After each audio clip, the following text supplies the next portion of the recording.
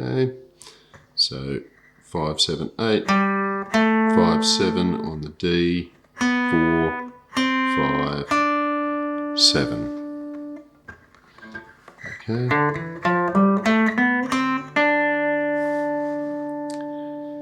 Now, let's just have a look at the second octave as well and see if you can start to gel these things together if you haven't already. So from here, we've got 5, 6, 8, then 5, 7, 8. So,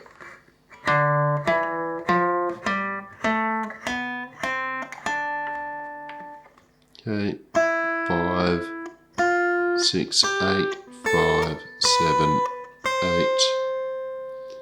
Now, to finish off that second octave, we do need to move up and hit that last note there. So,